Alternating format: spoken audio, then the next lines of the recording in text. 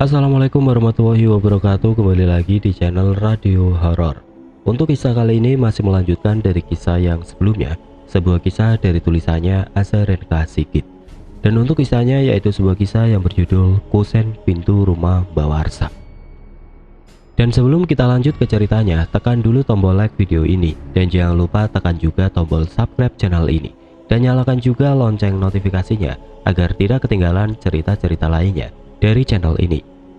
Dan buat teman-teman yang pengen membaca langsung ceritanya, nanti silahkan saja kunjungi linknya yang nanti akan saya sertakan di kolom deskripsi. Dan seperti apa untuk kelanjutan dari kisah ini, langsung saja kita masuk ke ceritanya.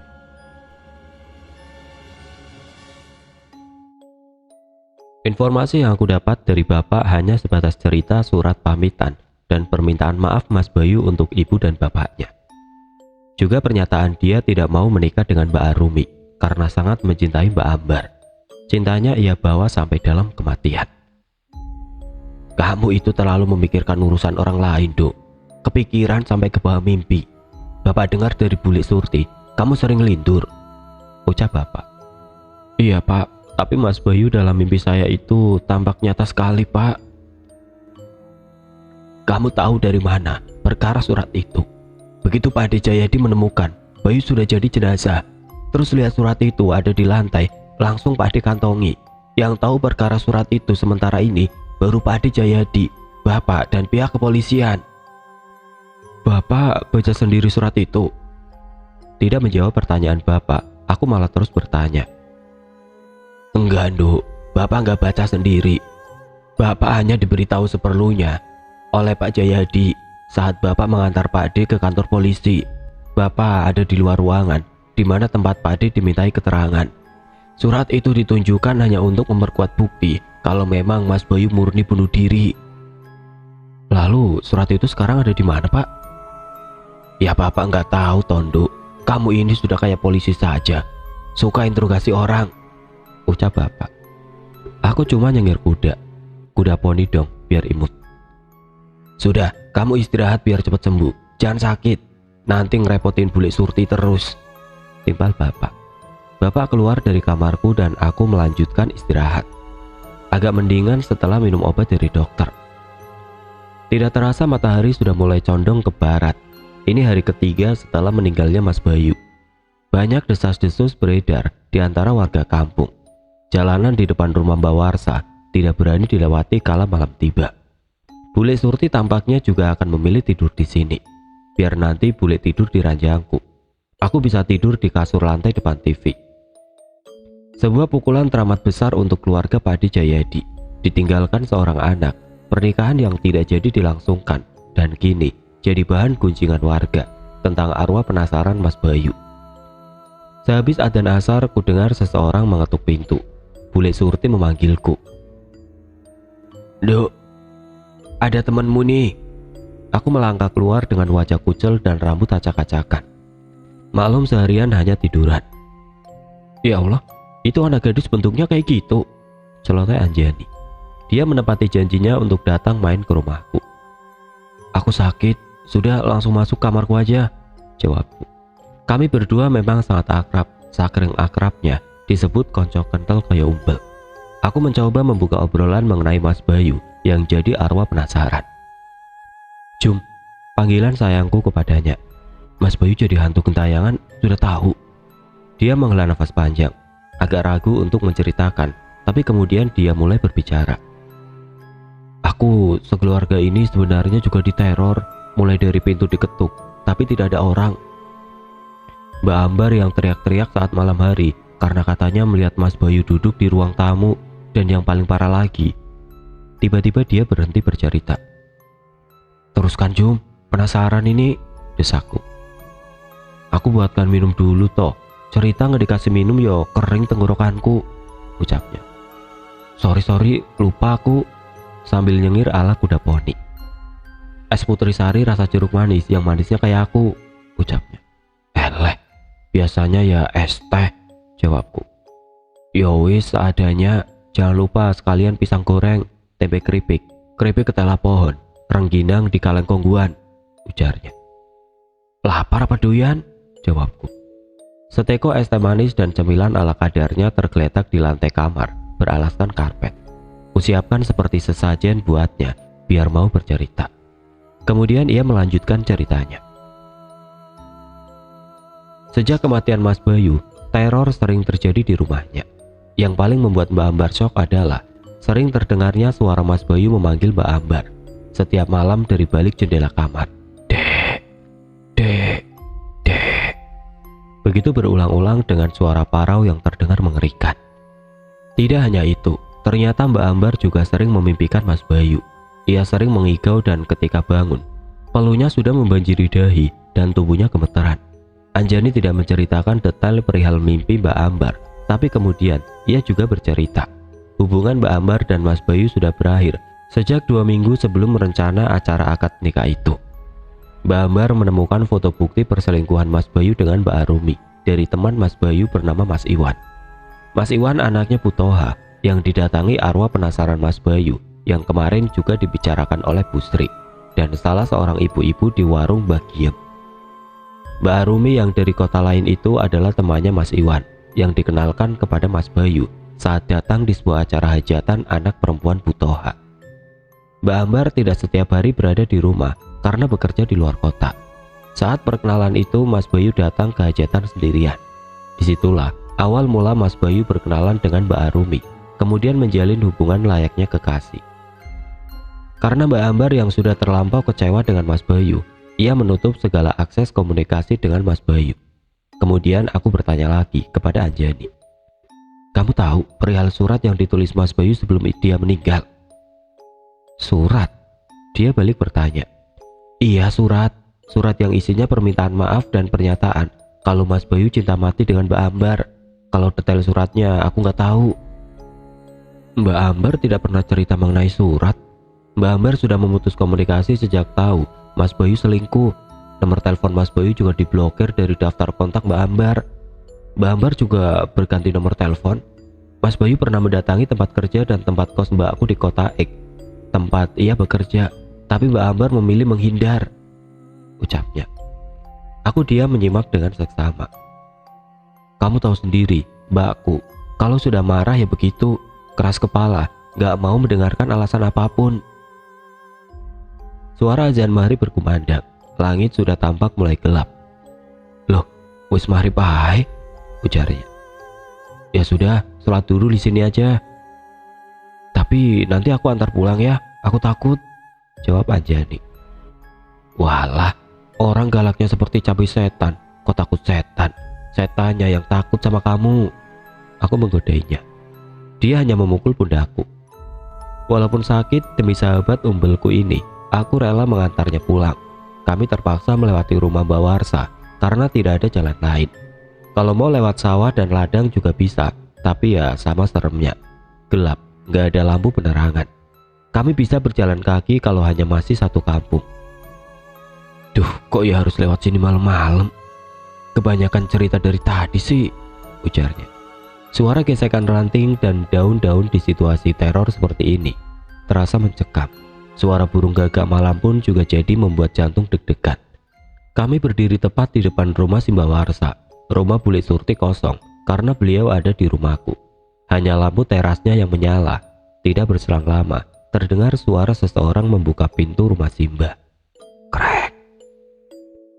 Kami berdua tidak berani menoleh ke arah rumah Simba. Sudah siap berlari secepat cita. Kemudian ada suara memanggil nama Anjani dari arah rumah Simba. Dok, Anjani, Dok. Menyadari panggilan Dok biasanya ditunjukkan untuk anak perempuan, kami beranikan diri menoleh. Ternyata Mbak Warsa yang memanggil kami. Ritme jantung yang tadinya upbeat, sekarang mulai slow pop lagi. Enggak Mbah, jawab Anjani. Mampir sini Dok, Simba ada perlu sebentar. Takut tidak sopan menolak permintaan orang tua, kami beranikan masuk ke teras rumah Simba. Simba Warsa memang tinggal sendirian di rumah itu. Anak-anaknya sudah memiliki rumah sendiri. Simba dulu pengusaha kain tenun yang sukses. Anak dan cucu Simba terbilang semua bisa hidup berkecukupan. Rumah yang ditempati Simba berbahan kayu jati asli. Ayo masuk nak, Simba buatin minum. Tidak usah Mbah, di sini saja. Cuaca gerak kok Mbah, jawabku. Aku berusaha berkilah karena ada perasaan takut masuk ke dalam rumah itu. Tidak ada satupun orang yang lewat malam itu. Rumah Pak Dinardi yang di sebelah Simba juga tertutup rapat. "Gimana kabar Ambar kakakmu?" Simba bertanya kepada Anjani. "Kabarnya baik, Mbah," jawab Anjani. "Sampaikan maaf untuk kakakmu ya.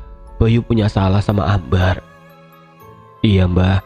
Anjani hanya menjawab seformalnya saja. Sebenarnya kalau nggak ada Arumi, Ambar yang akan jadi calon istrinya Bayu. Dulu Bayu pernah ngomong sama Simba, kalau mau melamar Ambar, cincinnya sudah terbeli. Sekarang cincin tunangan itu Simba yang simpan. Kemudian Simba masuk ke dalam rumah untuk mengambil sesuatu. Simba membawa sebuah kotak berisi cincin, menyerahkan kepada Anjani untuk dibawa pulang.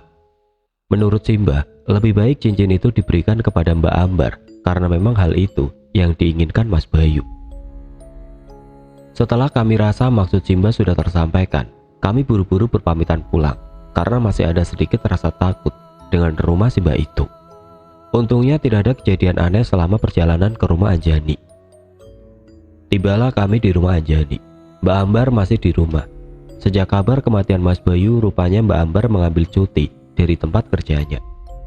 Kulihat wajah Mbak Ambar yang pucat dan kuyuh, mungkin dia sangat tertekan atas segala kejadian yang menimpanya. Cinta yang mereka semai selama bertahun-tahun kandas hanya dalam hitungan hari saja. Dan kini kandas selamanya dipisahkan kematian yang tragis. Aku dan Mbak Ambar juga cukup lumayan dekat. Di rumah itu aku sudah dianggap seperti keluarga. Sebaliknya, Anjani juga. Mbak Ambar duduk di ruang TV. Anjani menghampiri dan memberikan titipan sebuah cincin dari Simba. Anjani menjelaskan pelan-pelan dengan nada selembut mungkin, karena pasti sungguh berat untuk Mbak Ambar.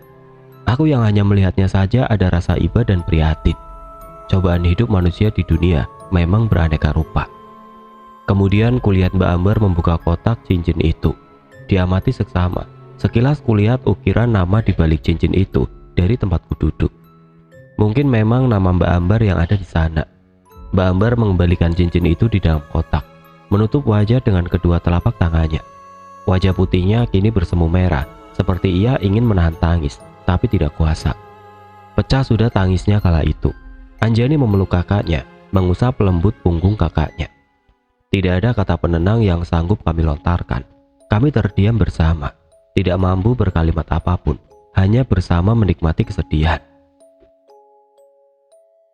Tidak terasa bulir bening ikut mengalir dari sudut kelopak mataku. Hatiku ikut berempati terlalu dalam. Terbayang kembali keakraban dan kemesraan mereka kala itu. Mas Bayu sangat menyayangi Mbak Ambar. Hubungan mereka berdua sebenarnya juga sudah mendapatkan restu. Buktinya, Simba memberikan cincin itu. Kemudian Mbak Ambar mulai berbicara. "Malam itu, ibunya Mas Bayu menelponku 10 hari sebelum kejadian ini terjadi.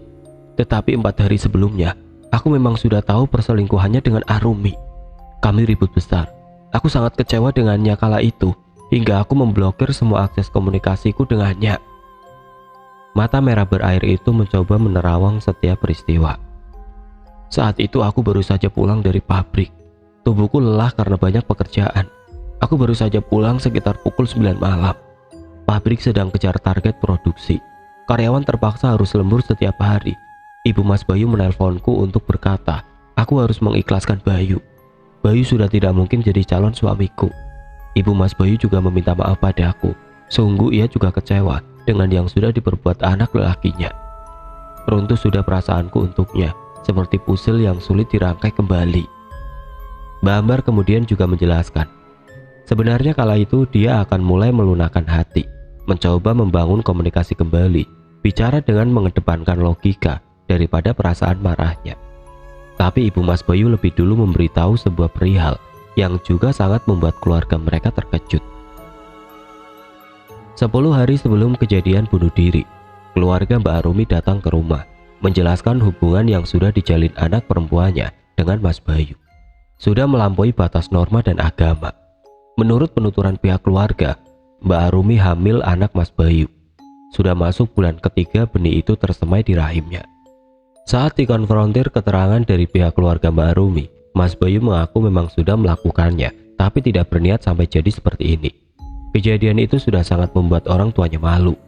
serasa ditampar muka oleh anaknya sendiri. Dari pengakuan Mas Bayu sudah cukup membuat dua pihak keluarga bersepakat segera menikahkan mereka. Setelah keluarga Mbak Arumi pulang, Mas Bayu menyampaikan penolakan untuk menikahi Mbak Arumi. Ia menyampaikan hanya ingin menikahi Mbak Ambar, memohon kepada orang tuanya untuk memikirkan cara lain. Dia akan bertanggung jawab atas anak itu, tapi ia tidak ingin menikah dengan Mbak Arumi. Tentu saja hal itu nantinya akan ditolak mentah-mentah keluarga Mbak Arumi. Bukan hal lumrah di kampung seseorang perempuan hamil tidak memiliki suami. Sejak telepon dari ibu Mas Bayu itu, Mbak Ambar mengurungkan niat untuk melunakkan hati. Sudah tidak ada harapan lagi untuk hubungan keduanya. Mbak Ambar memilih menjauh dan menghindar dari Mas Bayu untuk membiasakan diri dengan menerima patah hati sepatah-patahnya. Mas Bayu cinta pertama Mbak Ambar yang dia rawat hingga beberapa tahun lamanya, tapi sudah tidak bisa diperjuangkan lagi. Tidak berselang lama, ibu dan bapak Mbak Ambar pulang dari suatu tempat hajatan. "Loh nak, ada di sini?" Ibu Mbak Ambar menyapaku. "Iya Bude," jawabku. "Kok tangisan? Ada apa?" tanya Bude Sari, ibu Mbak Ambar dan Anjani. "Itu Bu, cincin.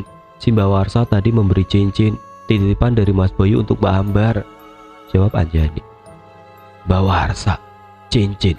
Dok, si Mbak Warsa sekarang ada di rumah sakit. Tadi sore setelah azan sholat asar, si Mbak jatuh di kamar mandi dan belum sadarkan diri. Ibu tahu dari Bule Patmi, adiknya Pak Jayadi, yang tadi ketemu di hajatan." "Lah, terus tadi siapa?" Anjani bertanya. Kami bertiga saling melempar pandang, mengernyitkan dahi tanda diliputi kebingungan. Tidak berselang lama dengar suara pengumuman dari masjid. "Innalillahi wa inna ilaihi raji'un. Telah meninggal dunia Ibu Warsa Ngatina pukul 6 sore. Jenazah akan dimakamkan besok pukul 9 pagi." Serempak kami yang berada di ruang tengah itu berucap, "Innalillahi wa inna ilaihi raji'un." Mbak Ambar kemudian mencari kotak yang berisi cincin yang ia letakkan tidak jauh dari tempatnya duduk. Kami bertiga tidak menyadari raibnya cincin itu. Ibu dan bapak Mbak Ambar sudah tidak menghiraukan ucapan kami tadi. Beliau berdua segera menuju rumah duka. "An, aku nginep sini aja ya. Tidak berani aku pulang sendiri," ucapku pada Anjani. "Iya Rin, kamu di sini saja.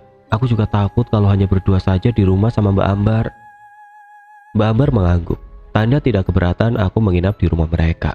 Segera aku telepon bapak dan ibu, mengabarkan kalau aku menginap di rumah Anjani dengan alasan masih ingin kangen-kangenan. "Mbak, cincin yang diberi Mbak Warsa kemana?" tanya Anjani kepada kakaknya. "Tadi Mbak letakin di situ dek, tapi kok nggak ada," jawab Mbak Ambar. Mereka berdua menatapku dengan tatapan kebingungan.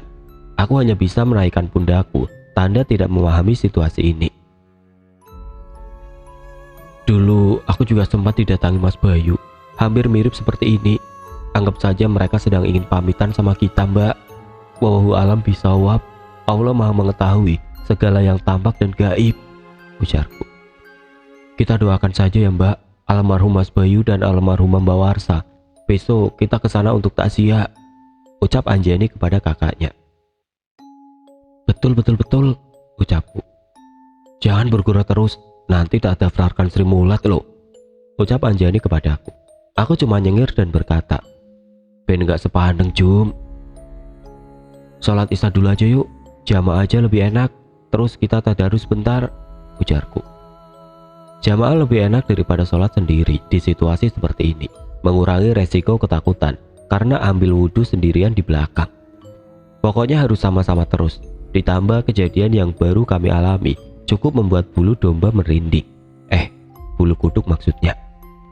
Bapak dan ibu Mbak Ambar pulang dari rumah Simbah, membantu sebentar menyiapkan segala yang dibutuhkan untuk acara pemakaman besok. Memang hal lumrah yang dilakukan warga kampung. Mereka akan bergotong royong membantu warga yang terkena musibah.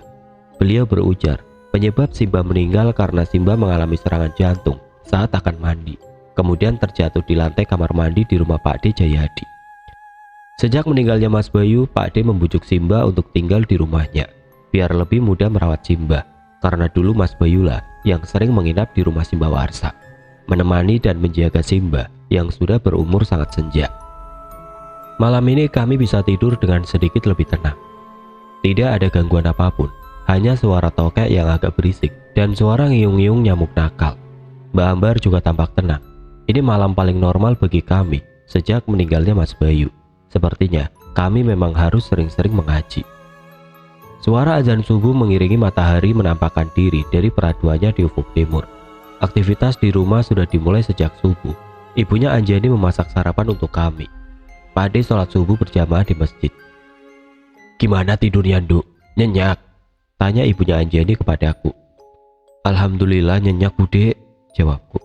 Kami semua sarapan sayur oseng kacang panjang dicampur tempe, telur dadar dan segelas teh hangat. Sederhana, tapi sungguh nikmat. "Kalian nanti ikut takziah?" tanya ibunya Anjani kepada kami. "Ikut, Bu," jawab Mbak Ambar. "Ya sudah, nanti bareng ibu saja ya, Nduk."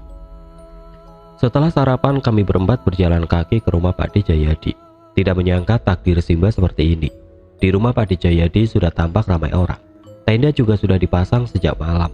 Keluarga besar Simba sekali lagi berkumpul untuk acara duka.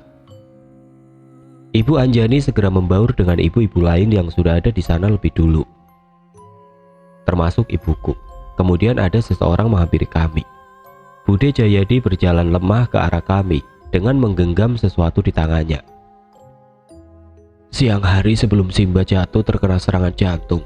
Simba meminta kami memanggilmu ke rumah, tapi karena peristiwa ini, kamu belum sempat. Simba berpesan untuk mengambil kotak berisi cincin di almari kamarnya untuk diberikan padamu. Simba bilang, Bayu menitipkan cincin ini kepada Simba, tapi belum sempat memberikannya padamu." Begitulah penjelasan Bude Jayadi dengan mata yang sudah dibanjiri tangis. Dek.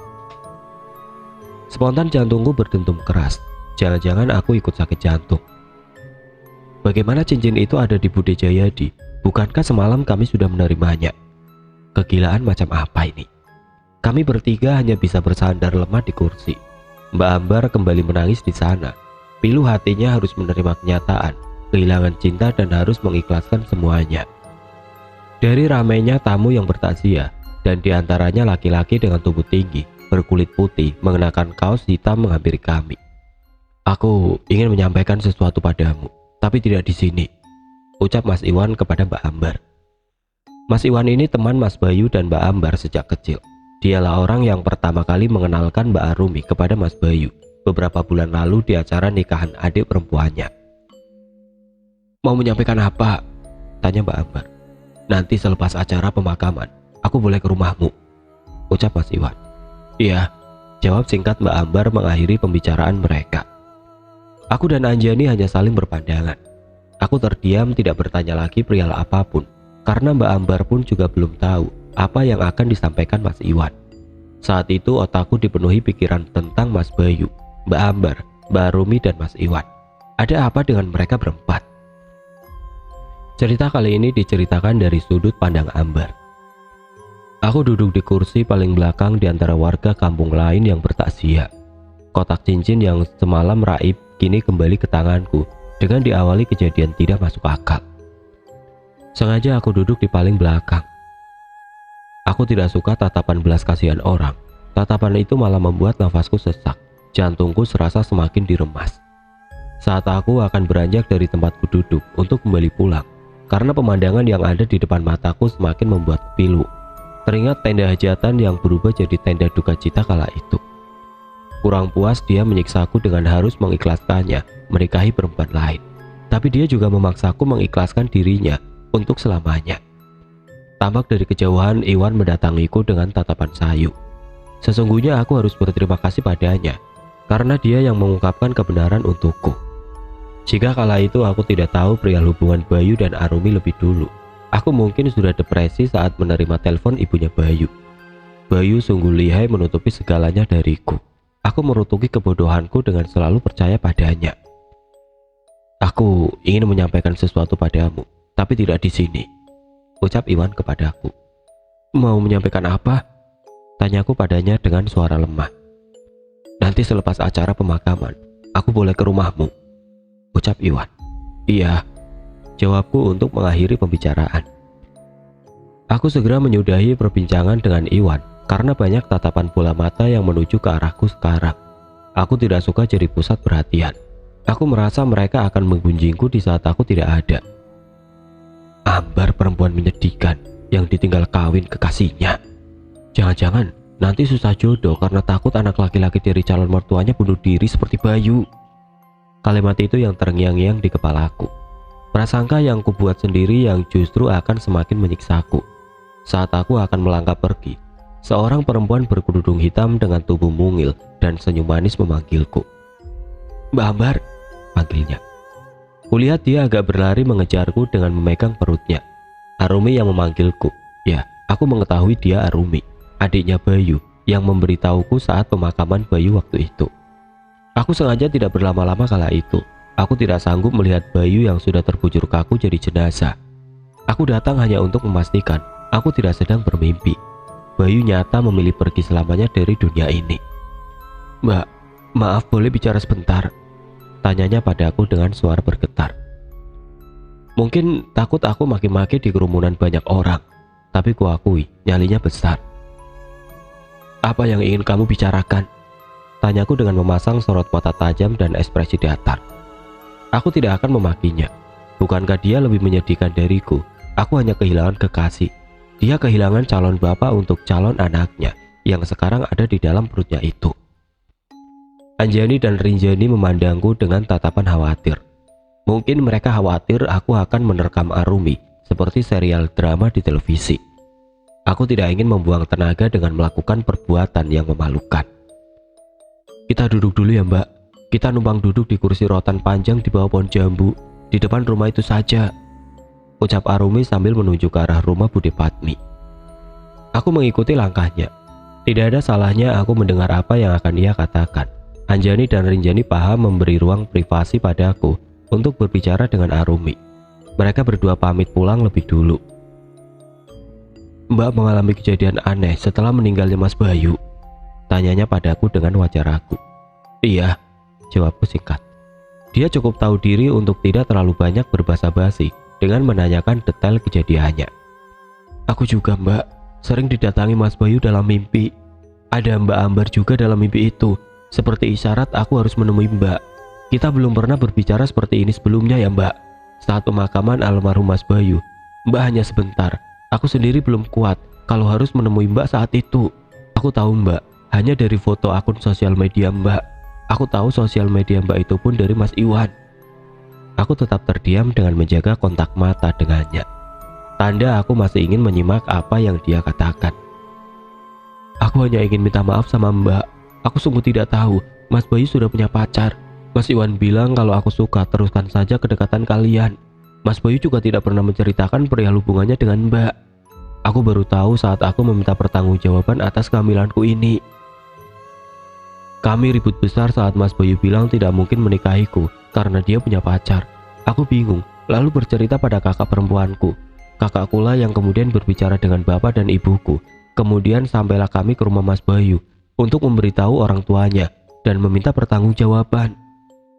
Aku salah Mbak, sudah melakukan perbuatan dosa, melanggar norma dan agama. Aku sangat menyesal Mbak," ucap Arumi dengan menahan isak tangis.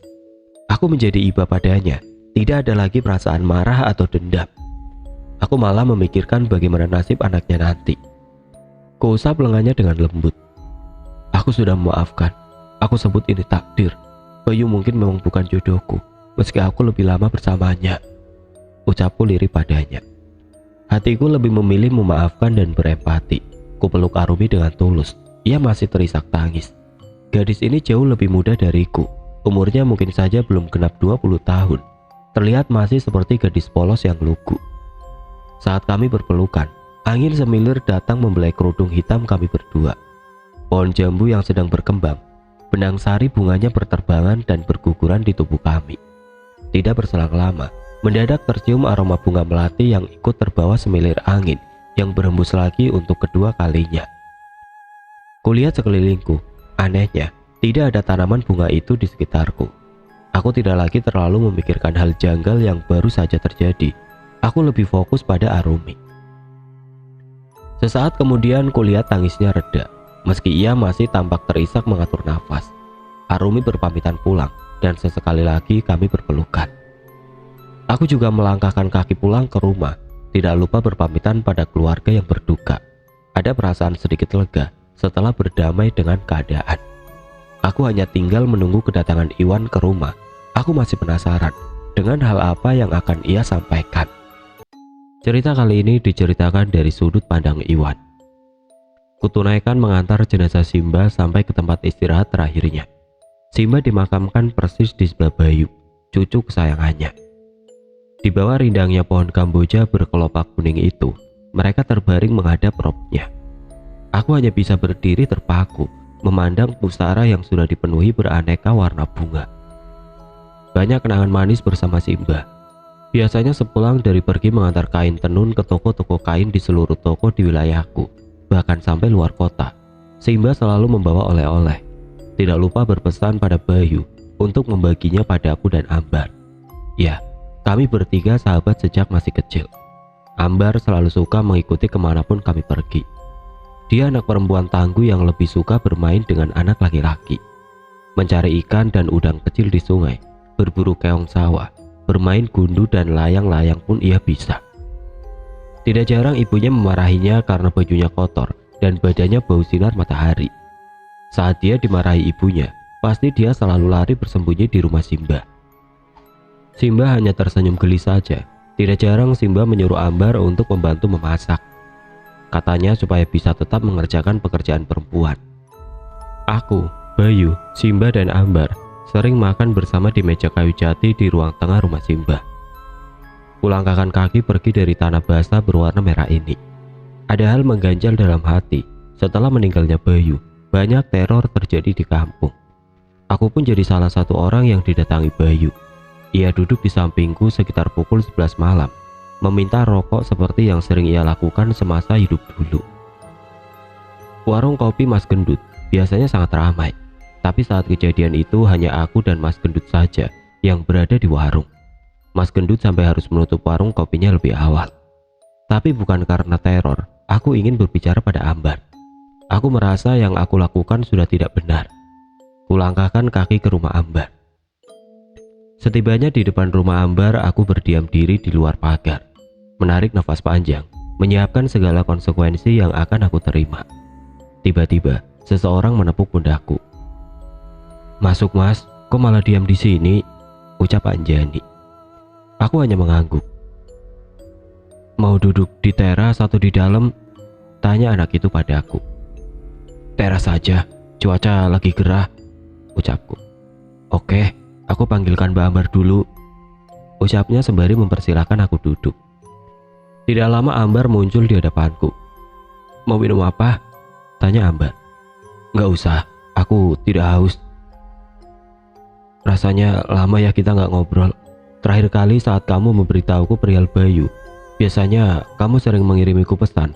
Tapi sejak kejadian itu, kamu sama sekali tidak bicara lagi padaku. Menghiburku saja tidak," ucap Ambar masih dengan keakraban layaknya sahabat. "Maaf, aku sedang banyak kerjaan waktu itu." "Apa yang ingin kamu sampaikan?" tanyanya dengan tatapan penuh selidik. Tapi bola mata yang bulat itu masih tetap tampak cantik. Aku mau minta maaf. Sebenarnya aku salah satu penyebab semua ini. Aku tahu Bayu pribadi ramah dan memiliki pesona, digilai banyak perempuan. Terlebih saat itu kulihat Arumi tertarik padanya. Aku memanfaatkan kesempatan itu karena aku ingin Bayu putus denganmu. Aku juga menyukaimu sejak kita masih kecil. Bahkan aku tidak bisa mengalihkan perasaan sukaku pada perempuan lain.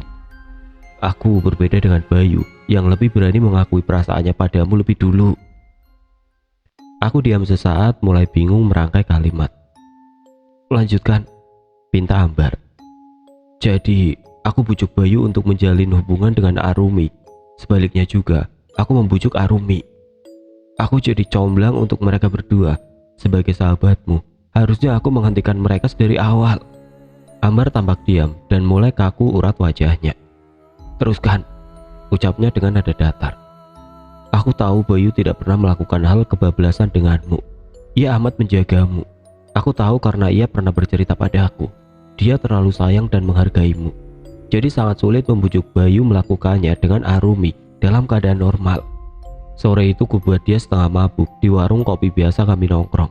Kami sama-sama menenggak beberapa botol minuman keras. Kutantang dia untuk melakukan perbuatan buruk pada Arumi. Salah satu godaan manusia adalah nafsunya. Tidak kusangka Bayu benar melakukannya. Ia langsung menelpon Arumi untuk datang. Setibanya Arumi di tempat kami, Arumi diajak Bayu entah pergi kemana. Aku tidak menyangka gadis muda polos itu menurut saja. Padahal jarak temu rumahnya untuk sampai ke tempat kami bisa 1 jam lamanya. Awalnya aku senang karena rencanaku berhasil. Tapi tidak kusangka Arumi hamil dan jadi seperti ini. Aku rasa Bayu juga tidak menyangka Arumi yang tadinya hanya untuk iseng karena bujukanku jadi masalah rumit untuknya. Ia teramat mencintaimu. Dia tidak sanggup meninggalkanmu sampai dia memilih mengakhiri hidupnya sendiri. Aku mengakhiri kalimat dengan menangkupkan telapak tanganku menutupi wajah. Ambar tampak menghela nafas panjang. Matanya menerawang. Kamu jahat dan salah. Tapi tidak sepenuhnya juga salahmu. Jika Bayu benar mencintaiku, dia tidak akan tergoda pada perempuan manapun. Tapi sekarang bagaimana dengan Arumi? Calon bapak dari anaknya sudah tidak bernyawa. Ucapnya dengan nada tegas. Aku sebenarnya sudah jauh memikirkannya sebelum memutuskan menceritakan semua ini pada Ambar. Aku akan menggantikan Bayu menikahi Arumi jika Arumi dan keluarganya bersedia. Bagaimanapun juga, ia sahabat baik adik perempuanku. Aku turut bertanggung jawab dalam peristiwa ini. Kamu yakin? Tanyanya padaku dengan wajah ragu. Tidak akan kau buat main-main seperti sebelumnya? Tanyanya lagi. Aku yakin ini bisa jadi jalan terbaik atas segala kekacauan ini. Jawabku mantap. Lakukan segera niat baikmu. Selain bersalah pada Bayu, kamu juga bersalah pada Arumi. Ceritakan padanya sejujurnya. Kalau kamu sudah mantap, kamu harus benar-benar menyayanginya. Ucap Ambar. Pribadinya sekarang berubah. Dia lebih tenang dan bijaksana. Aku sungguh malu padanya. Lalu, bagaimana denganmu? Kau akan menikahiku juga. Dengan simpul senyum agak dipaksakan. Kalau kamu mau, ayo, ajakku. Dia mulai memasang tampang garang seperti Ambar yang biasanya. Jangan gila. Tentu saja aku bercanda. Bagaimanapun juga kau tetap salah. Sebagai hukumannya, aku memintamu mengirimkan doa untuk Bayu seumur hidupmu. Kalau kau tidak melakukannya, aku akan meminta Bayu mendatangimu setiap malam. Ucapnya dengan nada mengancam. Kau lebih menakutkan daripada setan yang menyerupai Bayu. Wajah Ambar tetap terlihat mengerikan, tapi ada sedikit perasaan lega. Semoga keputusanku ini benar. Aku harus menebus kesalahanku. Kapan kamu akan mengatakan perihal ini pada Arumi? Segera, setelah pulang dari sini. Tiba-tiba semilir angin datang di teriknya siang. Rasanya sedikit menyejukkan. Ada aroma wangi melati tercium indraku. Tampaknya aroma itu terbawa semilir angin tadi.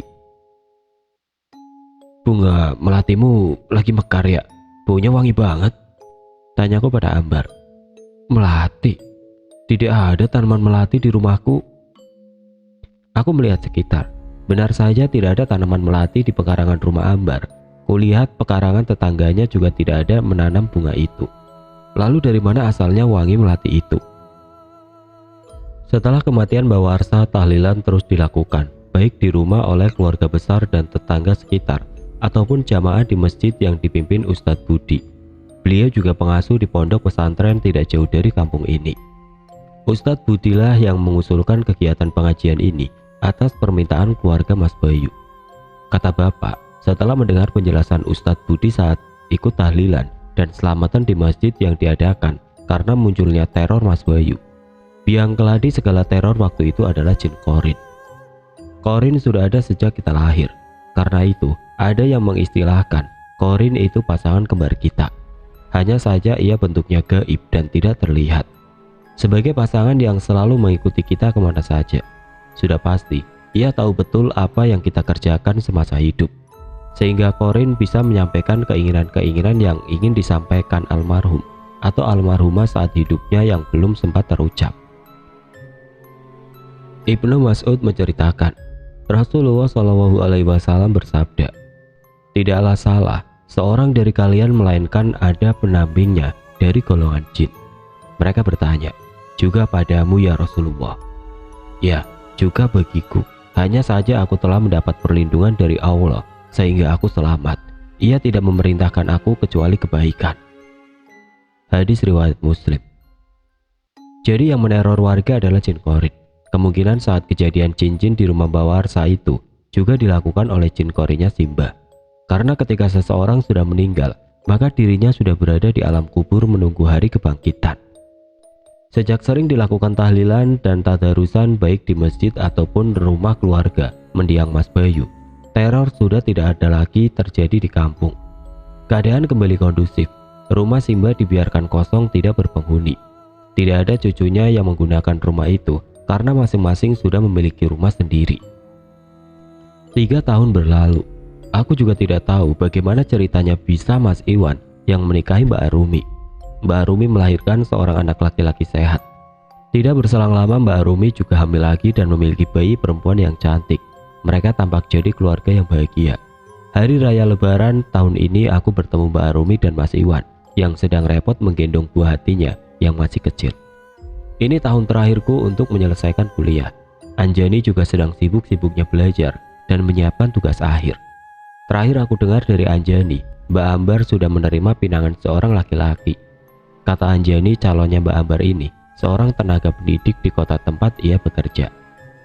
Aku harus pulang karena harus mengambil beberapa berkas untuk syarat mendaftar ujian akhir. Aku khawatir jika dikirim lewat paket nanti bisa hilang. Lagi pula tidak mengapa aku pulang sebentar. Relaksasi dari stresnya menghadapi tugas akhir kuliah. Mobil travelku melewati rumah Simba Warsa. Kulihat ada keluarga yang menempati rumah itu. Seorang ibu yang sedang menyapu halaman dan anak laki-laki yang bermain di teras. Tapi aku merasa tidak mengenal mereka. Akhirnya aku tiba di rumah. Assalamualaikum. Aku mengucap salam. Waalaikumsalam. Ibu yang menjawab salamku. Capek, Nduk? Tanya ibu. Iya, Bu. Bu, sekarang rumah Mbak Warsa ditempati siapa? Gak ada yang menempati. Rumah itu kosong terus kok. Pernah dulu ada yang ngontrak, tapi setelah tahu itu rumah pernah buat, jadi pergi penghuninya. Sampai sekarang tidak ada yang ngontrak lagi, ucap ibu. Loh, tadi aku lihat ada seorang ibu yang nyapu halaman dan anak laki-laki yang main di teras, ucapku dengan wajah bingung. Salah lihat mungkin kamu. Rumah itu kosong, Duk, jawab ibu.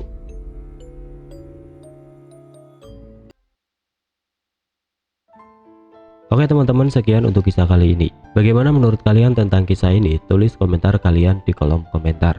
Dan buat teman-teman yang baru bergabung, jangan lupa untuk like, comment, share, serta subscribe channel ini. Dan nantikan kisah-kisah horor berikutnya tetap di channel Radio Horor. Wassalamualaikum warahmatullahi wabarakatuh.